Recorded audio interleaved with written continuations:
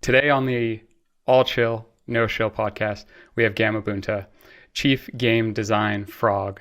Also known as Don Love from PizzaDAO, Gamabunta co-founded an energy software company in 2012 and a blockchain education company in 2017. Now a full-time crypto and NFT builder, he's working on Frogland's generator tokenomics, game design, and land mechanics. Thank you for coming on the podcast. Thanks for having me, Asa. Yeah, that's about right. That's things I'm working on at the moment. Having a lot of fun. So, do you want to give me the traditional quick background intro leading you up to how you ended up in Frogland? So, how far back would you like me to go? I believe that I said I was gonna ask when your grandpa was born. Okay. Well, I don't remember the year, but it is the 11th of November.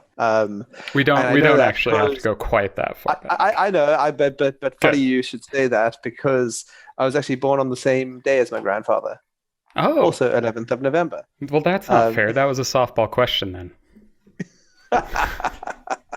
yeah, but I mean, they left Belgium, at least on my dad's side of the family, after the Second World War.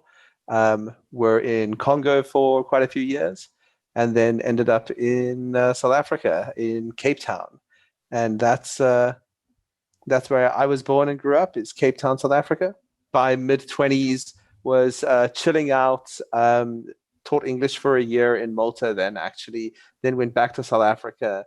Uh, Ended up in Johannesburg, and ended up doing an energy company thing, co-founded with friends, and that's kind of when I started deciding more what I wanted to do long term with my life.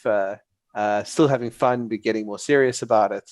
Less party, more setting objectives, and I kind of did that for close on a decade, with side projects along the way. I mean, really going down the crypto rabbit hole initially was looking at energy applications and such. Interesting. Um, and and then kind of the education thing was like partially also a learning vehicle to kind of get our own knowledge up, as well Hmm. as kind of make the right connections with the kind of corporates that were interested in learning about it. And there's probably a So lot of education that has to happen too.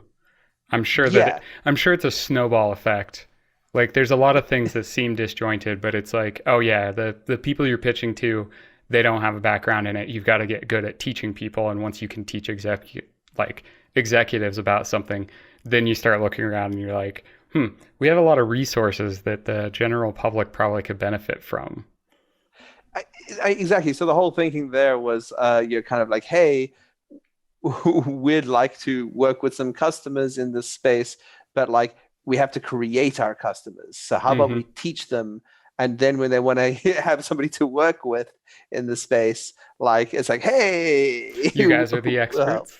and then uh, basically uh, decided to transition out at the end of 2019. Um, uh, if kind of wanted to move over to Europe, um, and so did that, and then COVID happened. Found myself stuck inside for a while, um, which was actually perfect time from Hmm. timing in terms of uh, downtime to think about where I wanted to be going. Absolutely. And find myself going, hey, actually, I want to be in crypto full time. At that point, I hadn't I'd taken my eye off the ball for a couple of years, hadn't looked hard at crypto for a good 2 years there. Um, and then went down the DeFi rabbit hole, ended up at NFTs. Okay. I was gonna say there's got to be a term for that. Like I've been like, oh, this is a cool technology, and I'm stoked anytime that I can jump into it with somebody. But I was young enough in my career that I was like, yeah, I don't even have money yet to invest, let alone to put into crypto. That didn't happen until at least like 25. Yeah, so I guess uh, we could call that time the crypto winter. Fair. Well, I was gonna say, I think that that's the best time to be building things, right? Yes, Is in the yes, 100%. down, because then you're gonna get. That's my hope here. It's like we can just collect all the awesome people and get them on now, and then Yes. when things are ready to rock and roll, they're plugged in. Because if I see a trend here, it's getting plugged in at the right time is what like makes all of the difference.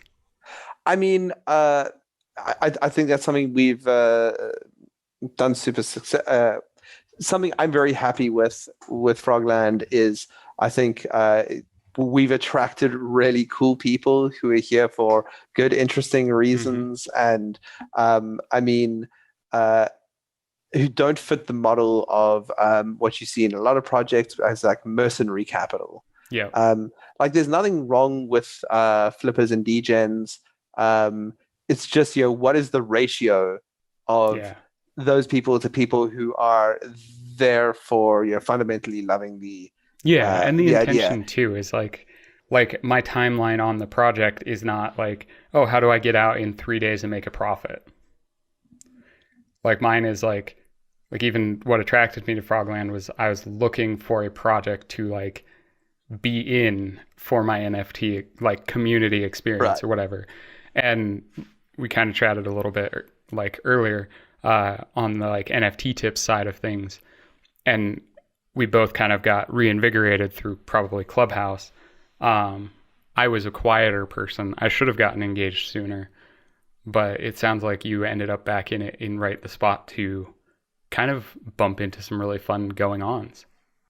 Yeah, I mean, like that was an absolutely wild time. I mean, it felt so busy in February and March, and it wasn't yet, but it was also like super connected. It was like I'm sure the space was bigger than the people on Clubhouse, but it felt Yeah. like everyone in the space was on Clubhouse, and Mm-hmm. Twitter Spaces didn't exist.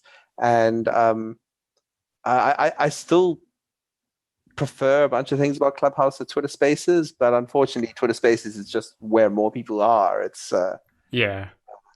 Well, and but it's maybe I should start going back to Clubhouse. It might be the right season for Clubhouse. Now that I come to I think of haven't it, been on there in a while either, and I should I should try go back because right? yeah, Maybe we can rekindle the good old Clubhouse days. yeah, exactly. And I mean, essentially met so many cool artists just from hanging out there, Yeah. and Well, people that who'd was been what in the was space for a wild. while or learning the ropes or That was my goal in listening to stuff was like figure out, okay, how do I want to be an artist? Because like there's already established artists.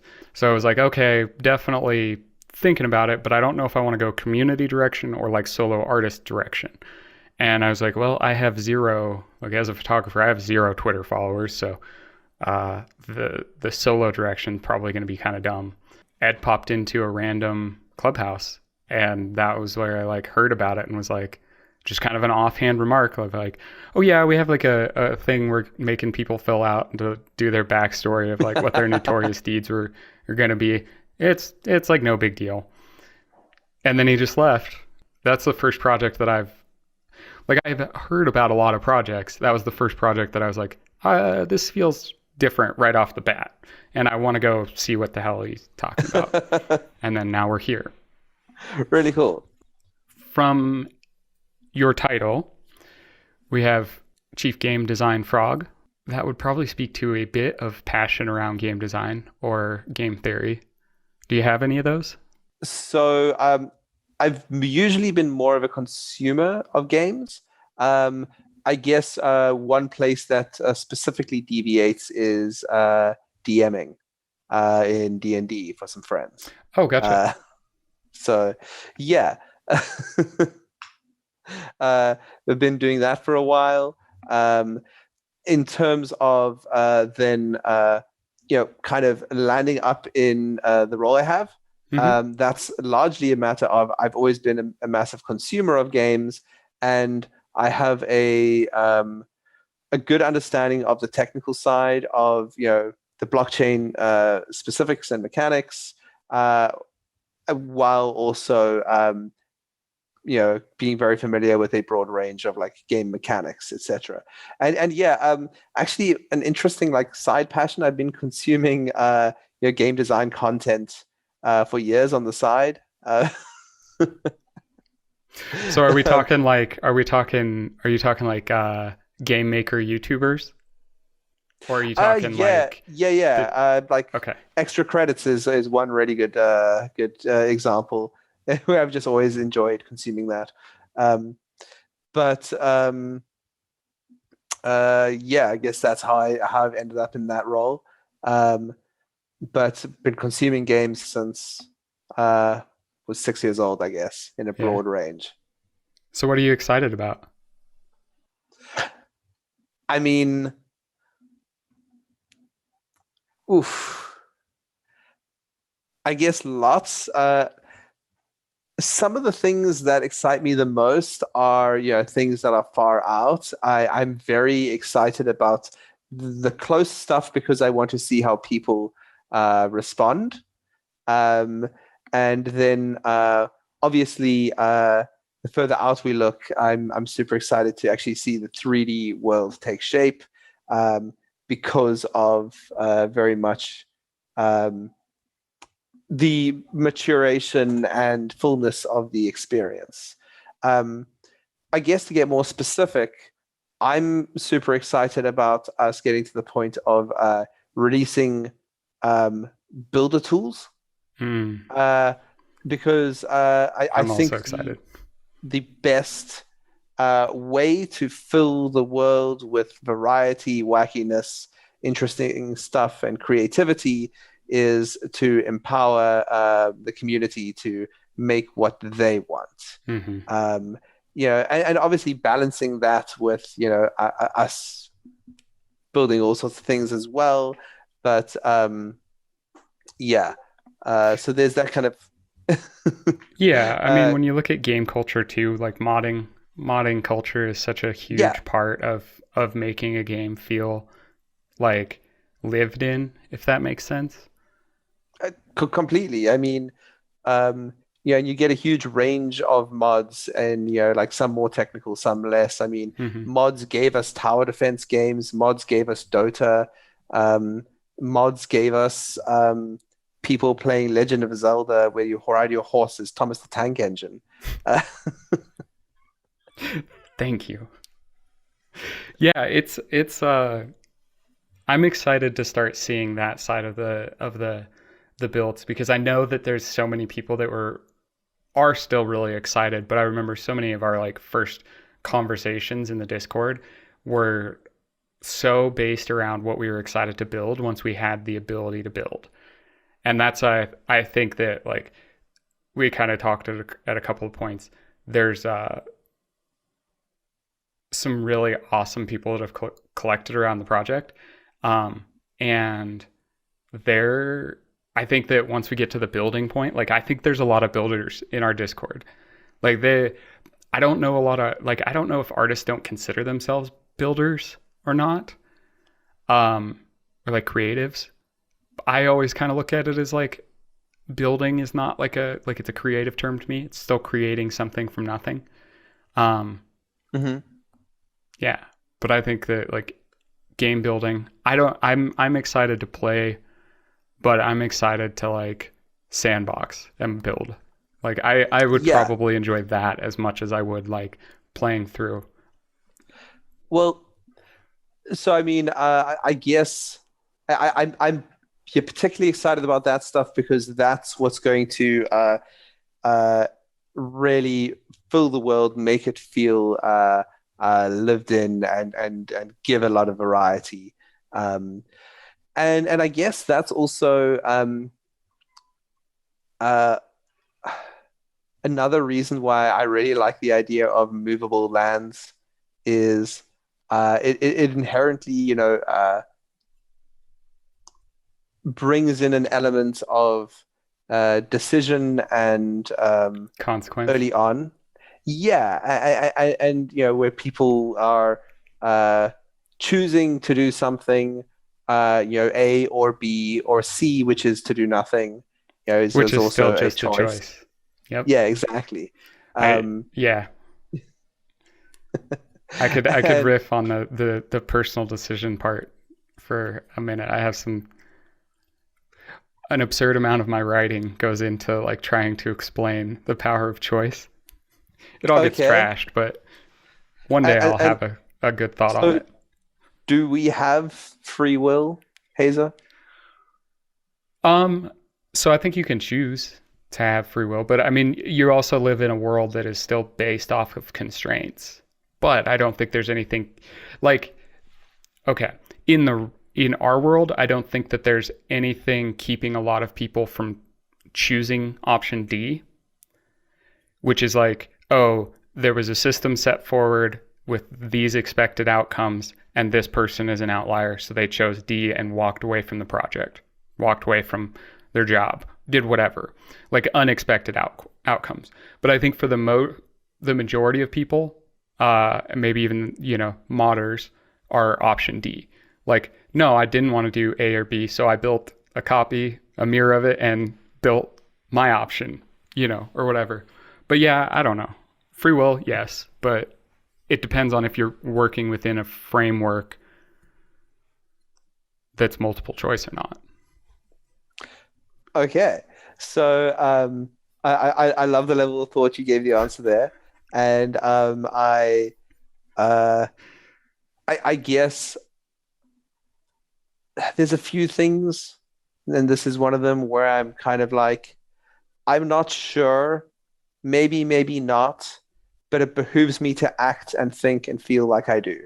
Yeah, Because to because act whether and you think and do or feel the other don't way doesn't gains you really nothing. matter.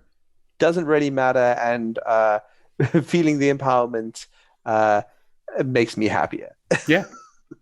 No, I agree with you there.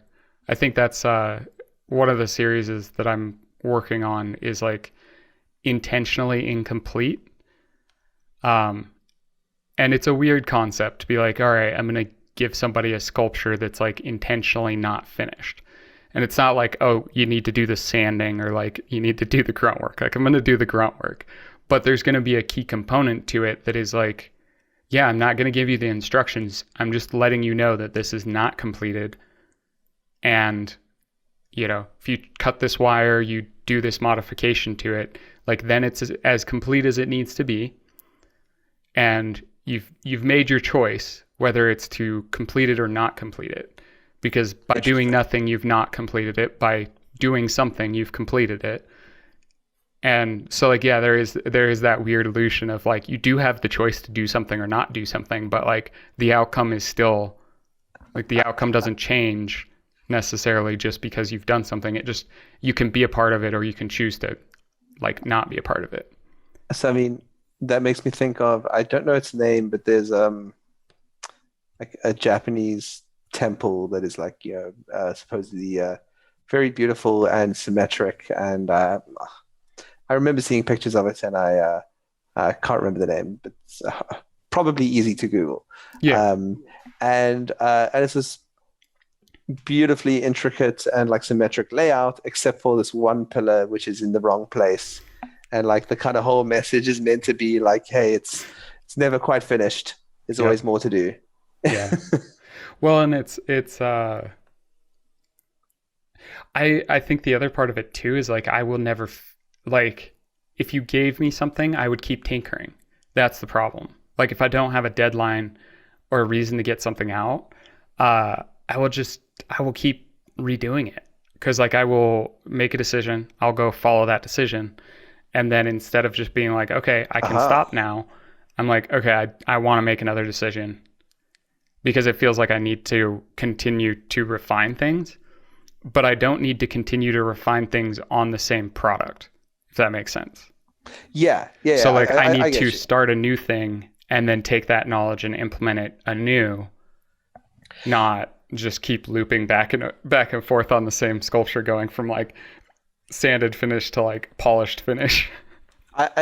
That's like makes me think of like it's always such a um, cleansing feeling to get a new machine, Mm-hmm. as in a new computer, because installing all my software and stuff and all the programs, it's like each time I've gotten better at learning how to What you really configure need. and where to put my tools and what Hmm. it just becomes so much neater. And it's like walking things back that you've actually done on a machine is like so often messy and I and just hard I to get just right if you never get reimaged my around to it. computer this week. Okay. So yeah, no, I was sitting there in like external dread because I have like terabytes that I'm backing up and hoping that I'll fix this sleep problem that my PC has. Um, didn't fix it. So I went through the whole Oh no. process and I'm just sitting there like, oh God, I have terabytes that I have to put back onto this computer. And like they're not full. So it probably was really like close to a terabyte of like random information across a couple drives. But I'm just like, if it just disappears, like that's all my brain is just frozen in that like moment of like, okay, my computer doesn't exist right now. I just made the button to delete it, and theoretically it exists somewhere else, but I can't get on and use it right now, so it doesn't really exist yet. um, so I mean, yeah. Uh, it's just stop me if it's a bit off topic, but uh, quite proud of my setup. But like, I can also see how I'd want to improve it next time. Like, so got my hard drive set up in RAID 1 on my home PC. Very nice. So I don't need to think about backup. Most of Mm-hmm. the time it's just fine. Um, but like next time, I'd like to actually do that bigger on like proper like NAS Yep.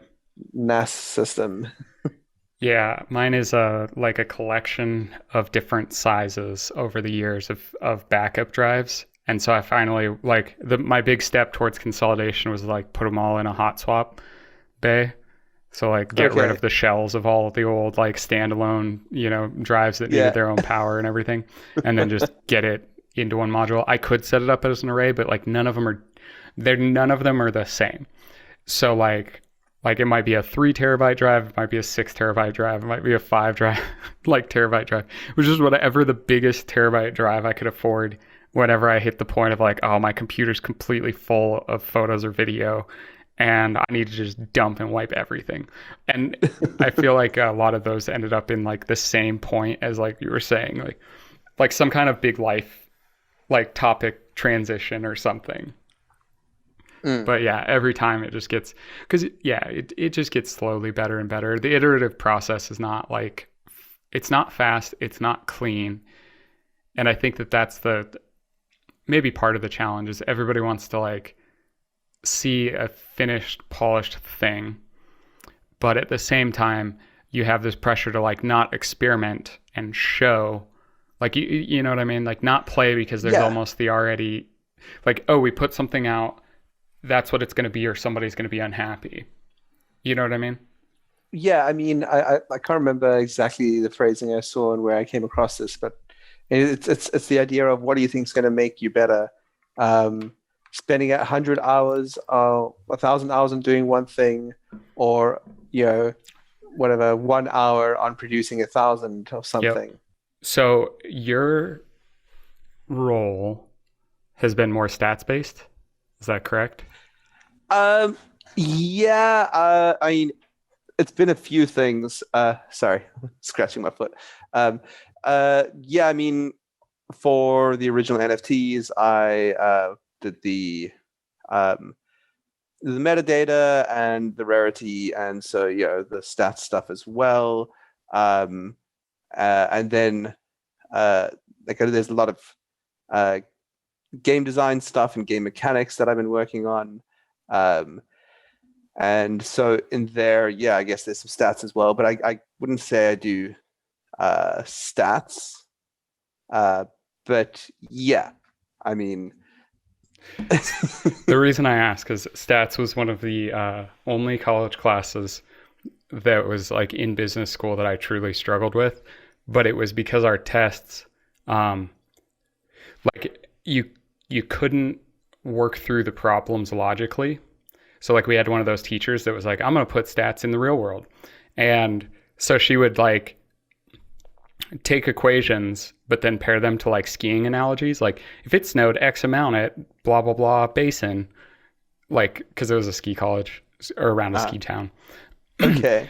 But what would end up happening is that like multiple choice, my way for like hacking through them is usually like, oh, okay, get rid of all the answers that don't make sense. But with her stats analogies, they'd be like, I don't know if they were purposely skewed, but they were definitely not realistic. So it'd be like, oh, the answer is like they got 5,000 inches of snow.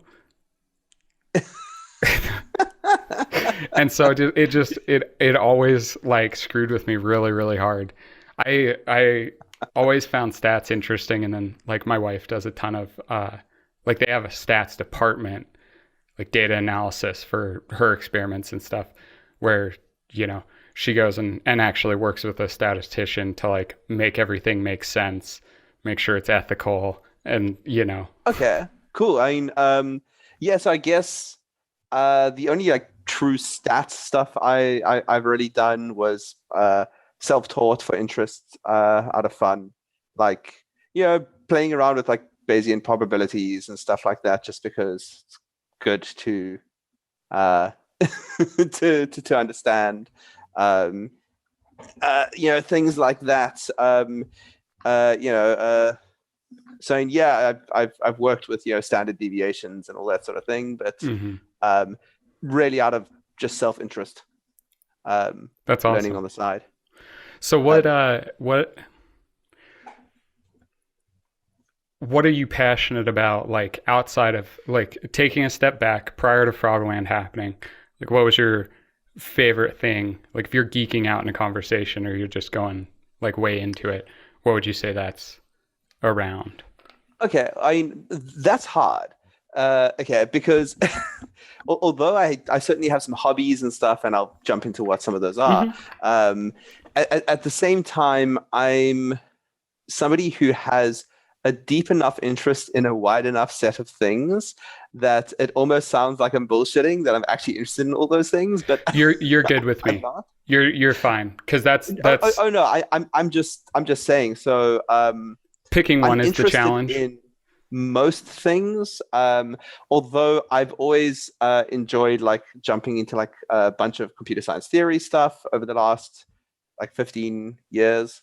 I wasn't very interested in academics until like early 20s. And that's unfortunate. I didn't take it seriously earlier. I mean, I spent my late teens and first couple years in my 20s as like kind of going from like, as I was coming out of high school, like kind of becoming a hippie. I had dreads halfway down my back, wearing Thai fisherman pants and going to like outdoor psytrance parties all the time. And like, that was my life. And I thought that was like, going to be like super engaging for always. And I still love that stuff. But like after a while, I was like, oh, I kind of need more. There's not enough depth here. Yep. But through that, I guess I did find a passion is fire spinning. I don't have any poi with me.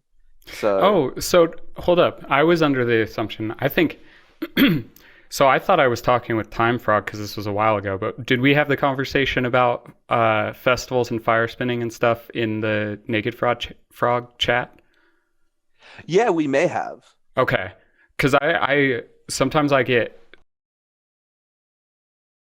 So I have interacted more with Time Frog because of the RPGs. And so a lot of the times I think that I get our early interactions confused between you and him. Okay. Well, it's possible we just have a similar interest there, and maybe you were speaking to him. I guess... Sorry, go ahead. Oh, I was going to say, the reason I bring it up is I shot shows was like the first, probably 2 or 3 years of my photography journey was concerts and festivals. And so like as a photographer, I had a bunch of fire spinner friends because they're like my favorite people to shoot. I do seem to remember that. I want to say that, I mean, that's the wild part of it, is like that would be a conversation that was at this point probably 6 months ago. So Yeah. if it is, it's fine. If not, it's just a nugget of information there. And yeah, so actually one of my fire spinner friends, uh, they always ran the giant pancake stores at the outdoor festivals. They always like Okay. had giant pancakes, like almost like a crepe, but not Yeah. like there's like some technical difference where they Get weren't some prepared to food in call your it crepes. stomach. Yeah, and so they'd always have a hubbly going, and they'd always have like bubble mixture, so you could like sit there and like smoke hubbly and blow bubbles, and so you get these bubbles filled with hubbly smoke that it's like this. What is It looks hubbly? like a bubble hubbly. Is it like Shisha. hookah? Oh yeah, Yeah, yeah. hookah. Shisha. Yeah. So I guess that's a colloquial term, is hubbly bubbly, is Okay. what I'm used to calling it. Um, and uh, and so then it's kind of you you create these bubbles and they float for a while, and then eventually they pop on something. You see the smoke. Oh yeah. No, that's So I vaped for a long time. So like one of my first jobs ever was e-cig sales in a mall in Florida, and so uh, that got me into vaping early. Like when they were still like stick was like the most technical stuff, and then like vaping as a hobby is kind of a tinkerer's hobby because you're like making your own coils, you're making your own wires, you're dealing with ohms and resistance. And so like it's very easy to get into the like geekier side of vaping, but then also still enjoy the like nicotine side. Um, Cool. but yeah, so like anything that had to do with smoke tricks, I was obsessed with at one point or another in my young adult life. That makes a lot of sense. It sounds really fun. Um, yeah. Um, but other than that, I guess I've always been a gamer. Okay. Um, like from I don't know, as far back as I can remember, I must have been like 6 or something when we had 6 or 4 when we had our first computer in the house, and Nintendo. And I have an older brother, so I remember at that age, he was programming some games in following tutorials in Basic or Pascal. Uh, Oh, so and, like for actually building out stuff? yeah, well, my brother was, and so saying, but so You obviously we were had exposed to games. that. Yeah, exactly. And That's awesome. so we had games on the computer, like things from like Bubble Bobble and stuff that far back, and Lemmings, etc. And then an 8-bit Nintendo. Mm. Um, uh, yeah, and then so that's something I've always carried through with me uh, in my whole life. And then I guess not sure if travel qualifies as a hobby, but Oh yeah, for sure. I love going places. Um, yeah, an extensive list by now. Over the years, like food has become like a bottom tier interest for me for travel reasons. I grew up in rural Montana, so I have like no repertoire. It's like hot dogs and hamburger helper was what I like grew up on. Okay. Was not a diverse range of food inputs. But where does that is that like a big part of the travel side that you enjoy? I mean, it's never been a major driver. I mean, yeah, I Okay. love food and I love all sorts of different types of food. But uh, I mean, that's like not as much as like museums and different like cultural Oh, spots okay. So we would and travel well together because my okay. wife, I'm like, yeah, I want to go check out like I want to go to a place, check out like museums, galleries, stuff like that.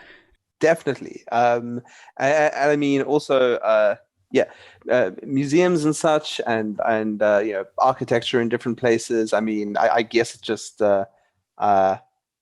I struggle to pin down the exact Broad interests. one thing, but I've always loved going and checking out new places.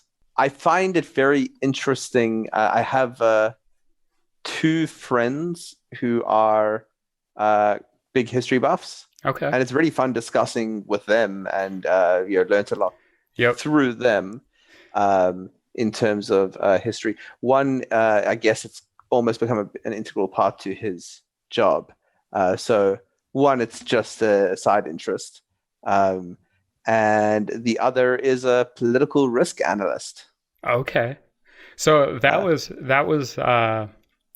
a couple of places that it got interesting for me. One, I had a roommate that ended up going on to be a history teacher. And he does it amazingly. Like he uses actually like interesting topics and things that were happening versus just like reading out of the textbook. And then the other part was starting to try and figure out like local politics. History in South Africa, I guess, was always learning the local history was always a bit depressing. Yeah. For obvious, or hopefully obvious reasons. Yep. Because it's like, hey, look at all the shit we've been doing for decades. Yeah. And it's like, well, that's awful. And let's read this poem about and it's powerful stuff that we needed to be taught. And that's not why I disliked history, but stuff like let's read this poem about deaths in the prisons, and like it was heavy history. Yeah. This is also was very recent. Mm-hmm. It's interesting too how it can kind of like the stories that continue on can get kind of I don't know if unsharpened is the right word. So the history in the town that I lived in, it was not necessarily racial sad. Like it wasn't, it was human on human like devastation, but it was under that industrial wrapping. So they're like one of the largest Superfund sites in America, and are just finally now, decades after, getting remediation done and kind of finally getting back to a state of being okay. But before it was mining stuff. And so you just hear about all the people that were dying, the way that like nobody, like the value of human life at that point was just completely detached from what it is now. And like, yeah, just the when you're like, how do you do that to like humans or like other people? It's hard to like even imagine just the mindset that like, no, don't give a fuck. Yeah. And I can only imagine that it was a lot worse because I have a very shallow understanding of what happened in South Africa, and none of it's been like, oh yeah, okay, that's kind of okay. Well, I mean, I see it as a story of extremes. Mm-hmm. I mean, there's also been extremely hopeful and extreme things of kindness that happened. I mean, I guess, and for me, one of the powerful things was the Truth and Reconciliation Commission. Essentially, when the ANC was unbanned as a party and could run in the national elections and then won, one of the things that was put in place was a commission that basically was like, hey, there's a lot of people who went missing, a lot of crimes that happened under apartheid. We want to know what those were. We want to know where these people are, and we will forgive you. We are not here to prosecute anything. We're here to hear people's stories, catalog, and heal. And if you come forward and tell us, like even if like yes, we murdered this person on, the orders of our sergeant, the police force or whatever, like. Yeah, and so yes, that was on the one hand heartbreaking, on the other hand a very like healing thing. I I'm not sure if this is uh, um, certain, but I believe we are the only country that I believe we had nuclear weapons um, that we gave up Okay. in '94. So like, we're actually one. I think the only nuclear power to have completely denuclearized. Dang. So do you feel like, how do you feel about it now? Or the process, or, About South Africa, yeah. um, I mean, I grew up there. It's my home. I love it. Uh, there have been I I've been worried over the last decade um, because we had uh, an allegedly very corrupt president who was like, Hmm. accused of rape and uh, conducted all sorts of misinformation. And I mean, there's a whole bunch of work that came out on state capture, where it was basically like selling national assets to massively wealthy Yeah. international individuals and stuff, and like giving away government contracts, etc. So there's this corruption that has been eating away at some core institutions and treasuries at coffers. But I'm much happier with the current president, and but he's basically got a lot of fights ahead of him. Oh, I'm sure. Like essentially within the party, because there are certain Still there's people different that will lose. elements. Yeah, exactly. Like um, Nelson Mandela was great. Thabo Mbeki, like some people had some problems with, but like it was great. Zuma is the one who I was saying, like corruption and such. Um, and now Cyril Ramaphosa is the current president, and he seems stand up to me. Um, but there's still a lot of Zuma old guard that he's got to uh, do Any kind battle of with. system is hard to dismantle. And then if you go and try to, I mean, I don't know. I probably shouldn't talk too much on it, but yeah, I feel like any system kind of has to like socially change and then continue to evolve from there.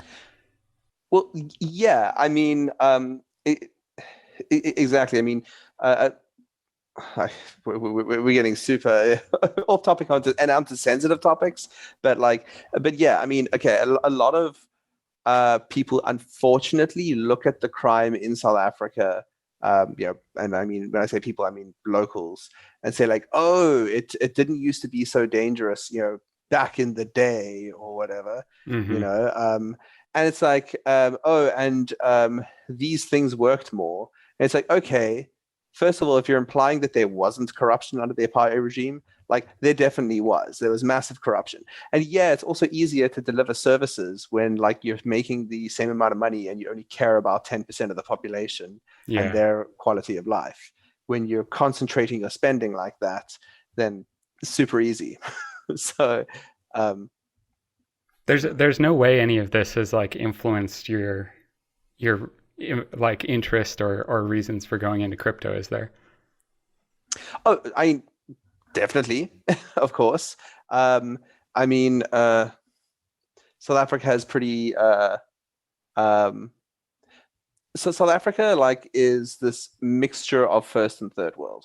Okay. Um, and like so if you go into the major cities, it's high tech, nice, etc. Then you go just outside and you have informal settlements, I guess you Yeah. could say squatter camps, um, and things like that, and people with no access to services. A lot of Um, resource poverty. yeah, exactly. Um, and and South Africa does also have very stringent foreign exchange control laws. Mm. Um, and I mean, like foreign exchange control laws in a world with crypto is like trying to enforce uh, borders in a world with teleportation. Oh yeah. You're just gonna navigate around it, find ways around it. Yeah, yeah, exactly. So I mean, definitely,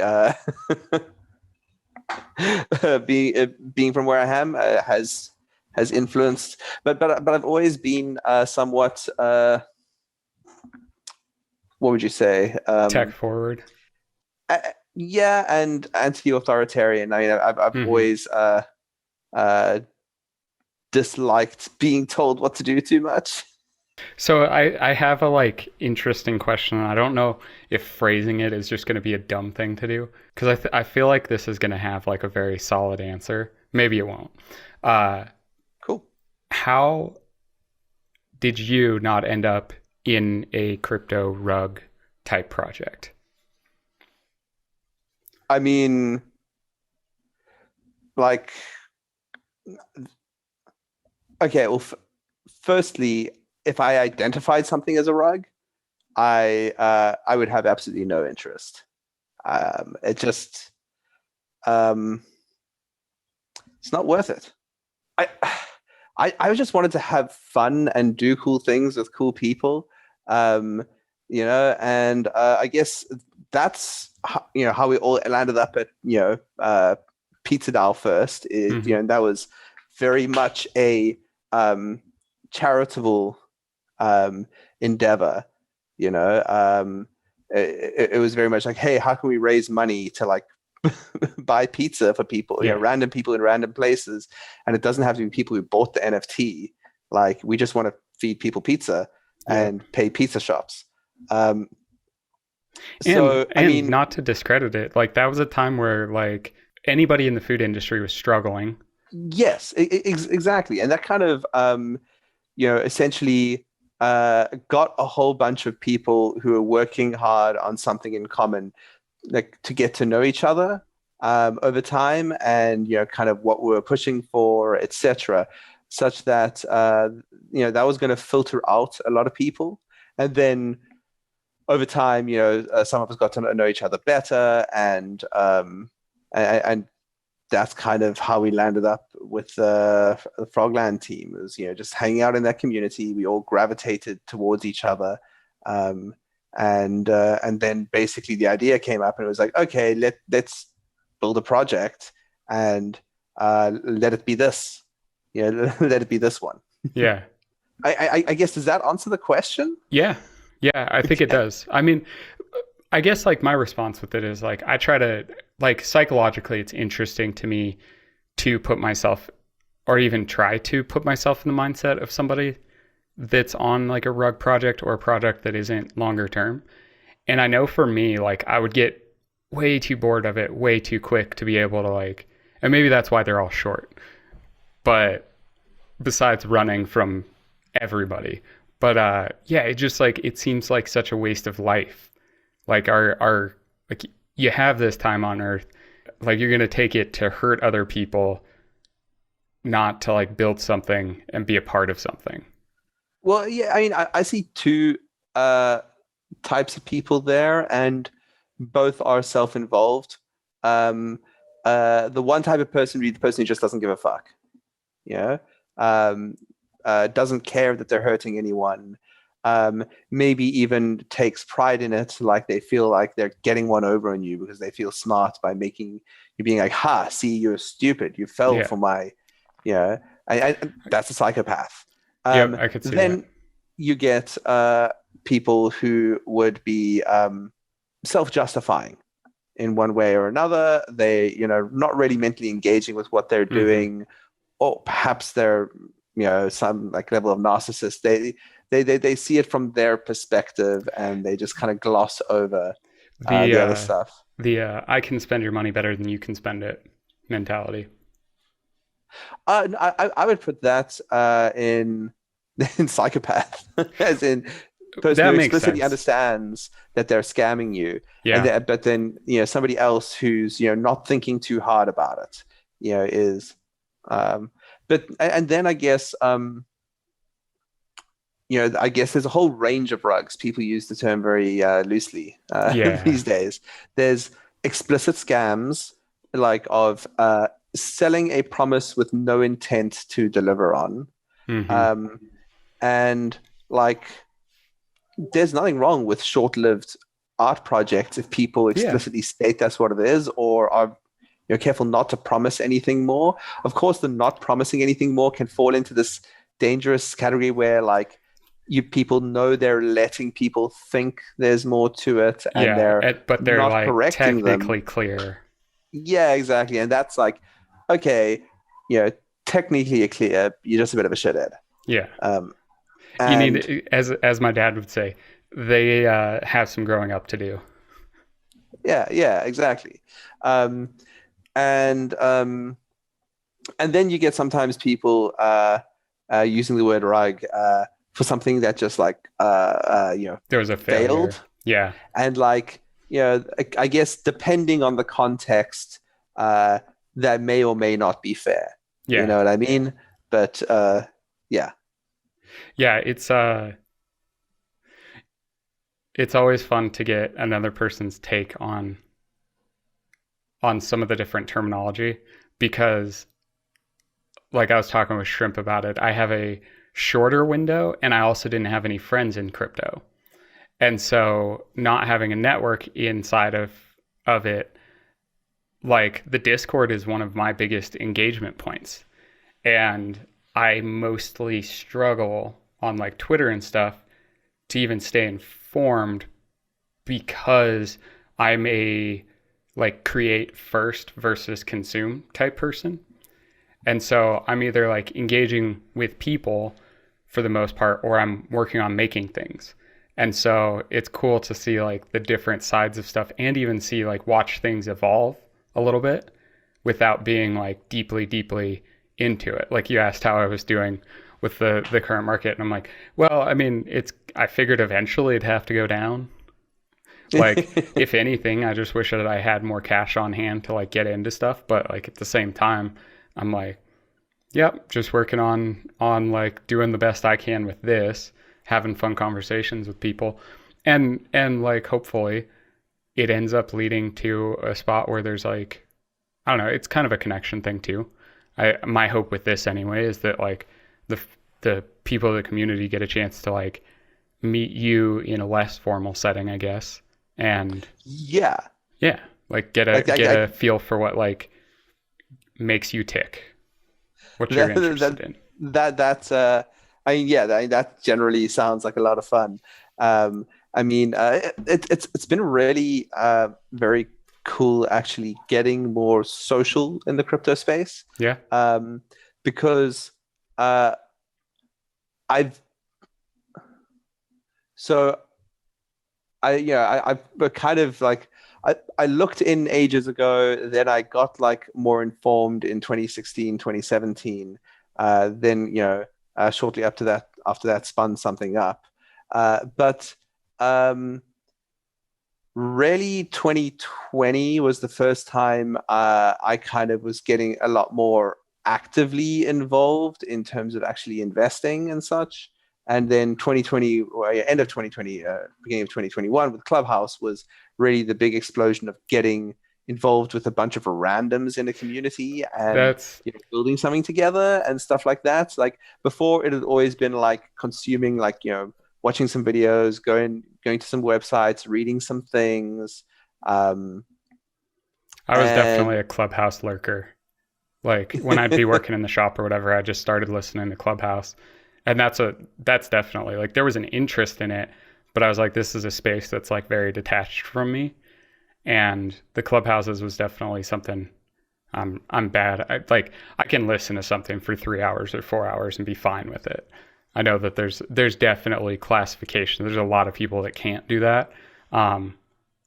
It'd be a lot harder to be like actively running the room for 4 hours, but passively, like, yeah, I enjoy that kind of stuff. I mean, like, yeah, I don't think I can or could or want to run a room for 4 hours, No. but like being in a room for 4 hours with other people, just chatting back and forth, like yeah, that's fun. Yeah. Like yeah, done plenty of that. Um, So what area of interest, like what kind of rooms and stuff did you run around in or like participate in? okay, so actually, I got an invite from my business partner and like co-founder back in South Africa, and like I'd left South Africa, left the operational side of the business like just before COVID hit. Was kind of like keen on moving to Europe. So I was here in Malta, and then COVID lockdowns happened, and then I guess it's like 9 months later or 10 months later, Clubhouse starts, and we were catching up, and he was like, "Oh, this thing's really cool. You want an invite?" I was like, "Oh, I've heard about it. Yeah, I haven't checked it out. Yeah, send me an invite." I jumped on,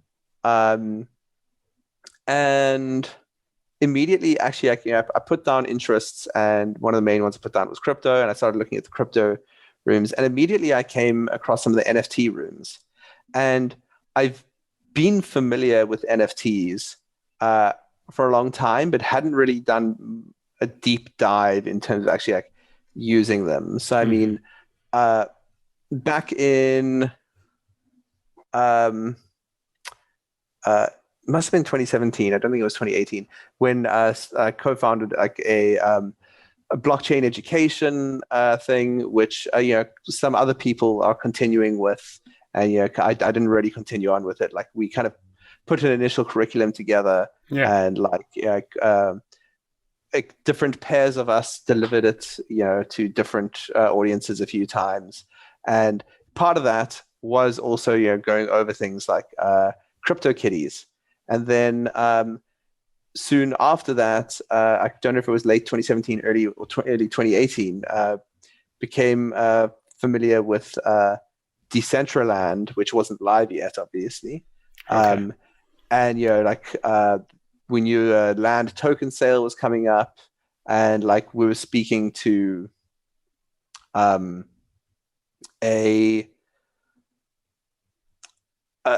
marketing arm of a project that was called the Giant Flag. Okay. And they were essentially doing a big solar installation in South Africa, with solar panels and stuff in the shape of the South African flag. And we were speaking to them about different like financing options and funding options. We were like, you should totally buy a bunch of land. You'll be able to do it with Decentraland, and who would have thunk it? Yeah, exactly. That's what I should have used for my solar projects. I just needed to commit to it, like, I don't know, 6 months earlier would have been solid. Hindsight, right? And, yeah, so sorry, I kind of get a bit off topic, but no, you're fine. So that's the point of it being long form. Oh yeah, perfect. And so with that, like was kind of aware of NFTs and the idea of like what a non-fungible token is, versus like an ERC20, a fungible token, and then it just hadn't entered my mind again, until I saw a room on Clubhouse, and it was NFTs.tips. But it was before actually anybody could set up their own club, and so literally they just had the room open for like 2 weeks. Gotcha. It was just almost like a social room, like at first. Okay, yeah. And it had been open for like a couple days, I think, when I went in there. And so Alex was in there, of course, behind NFTs.tips, and then Snacks was in there the one time, who's become a good friend. And I remember there's also a really cool guy, Ronan the Collector, who was super into his NBA Top Shots, and kind of essentially just discussing stuff and going down that rabbit hole. And I was like, yeah, I found it surprisingly interesting. I didn't expect, I was on a super DeFi tilt. Then it had been like 6 months of DeFi summer and going like, this stuff is amazingly interesting, and playing around with a bit of stuff. And I didn't expect JPEGs to get me so hot and bothered. There's got to be something about that novelty. Yeah. I mean, I still think of I'm sure you've heard with DeFi people speaking about money Legos. It's much easier if you get hands-on with it. If somebody sits there and tries to explain DeFi or a whole bunch of DeFi stuff to you before and you've never used it, it's going to sound really hard. But the second you actually go to the website and, to a safe one and connect your Right. MetaMask, you can even do it on testnet for a lot of these, and click the buttons. It becomes pretty self-explanatory what's going on, or at least a lot simpler. So when you say DeFi, are you talking like staking, liquidity, like those types of concepts, or what are you talking about specifically when you're thinking DeFi? Because I know it's like, decentralized finance, but well, yeah, I mean, so I think the first, I as does everyone, the first transaction I made was a mistake because it was very gas heavy, and I didn't have much in the way of bags at the time. right. And so I minted a maker vault, where I would be able to put like Ethereum in or whatever and borrow DAI against it, for instance. Okay. DAI being a stable coin. And then I was like, oh, this is interesting, and comp, seems interesting, but I want to skip all these gas transactions. I see it gives you back CDAI. Let me instead go to a DEX and just buy the CDAI directly. So, now I've got an interest-bearing form of dollars. Okay. And yeah, so essentially I was poking around like that, and I was slightly behind the curve at the time because I wasn't like socially integrated into the space. So yeah, I felt like I was probably like a month behind what was hot or more. But yeah,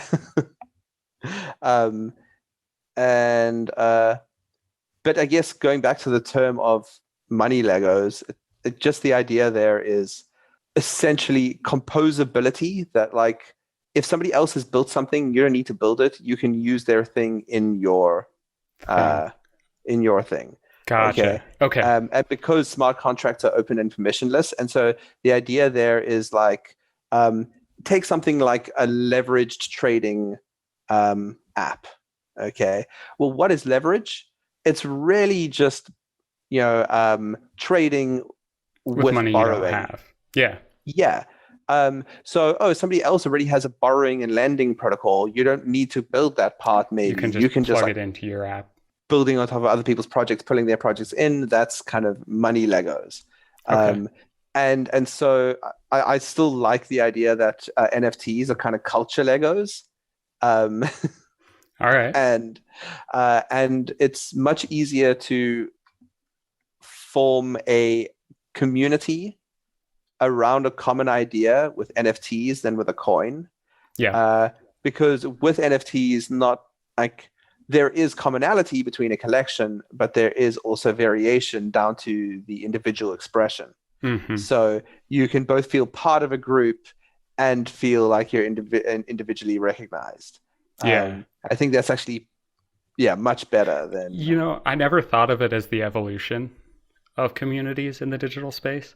But now that you say that, I almost wonder, because it's, like you said, it's hard to hold a community together over just a coin. You can get a bunch of maxis and they can sit and talk about that for so long. And you're going to have people come in, come out, or whatever. But you got to kind of be like super hyped to like be a part of that and stay a part of it.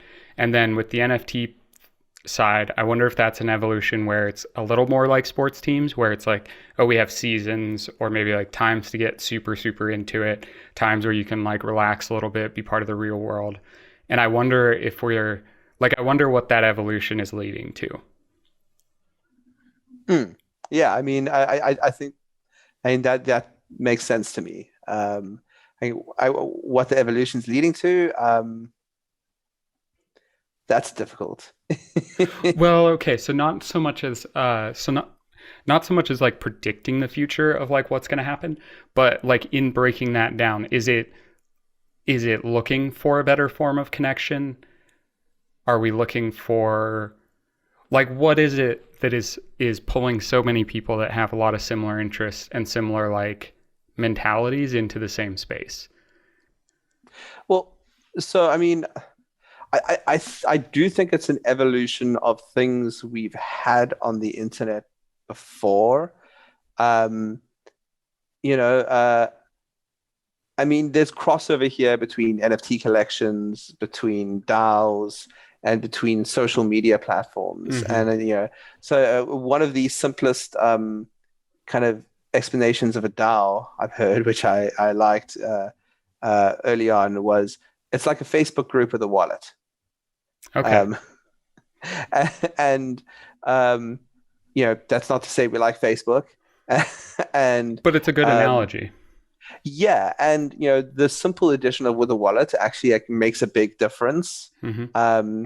You know, and there's some similarities there with like an NFT community as well. That like when you add economics into the equation, I think it's actually very impactful for people. Communicating to each other what they value. Having efforts feel rewarding, and like they make an impact, etc. Not to compare humans to machines, but I think that like we're going to be the best at the things that we're the most intrinsically motivated by. Yeah.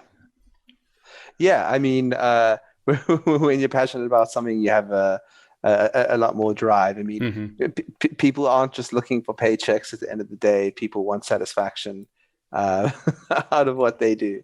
Well, I mean, that's, I feel like, a common trait amongst the team, at least so far that I've picked apart, because just about everybody's had a point where they had worked in industry and realized that that was not the like motivator for them. Like I was in the same boat. Like we do share that, working in the utilities industry. Yeah, I mean, and like it's not like I did it for 5 minutes and then I was like, oh no, this isn't for me. It was a decade. Yep. So like I didn't flake. No. And it just kind of got to a point where I was like, I don't want to do this, at least not for the next while. Like I'm keen to go and do something else for a bit. Mm-hmm. Yeah, I think tail end to tail end, I probably had about a four-year window. Like, and my one window that would have been looked at probably, like to your point, on a flaky side, was 8 months where I was salaried. So everything else I did for the utilities was independent contractor work. And I did enjoy that, but it didn't have the like you still have the seasonal fluctuations. And so I was like, oh, maybe a salary position, like that'll be the way to fix all that. And once I was done building, the problem was like that 8 months, I had things to work on.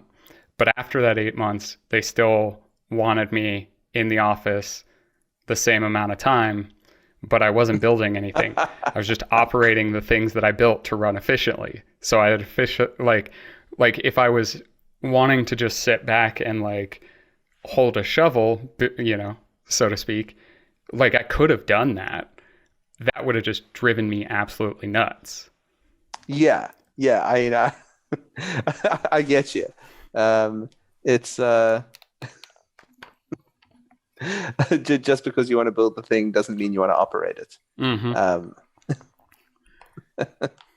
I mean, it's actually something you, I guess, often see is positions that morph into other positions. Yeah. I mean, in organizations, you often see people get promoted until they're incompetent.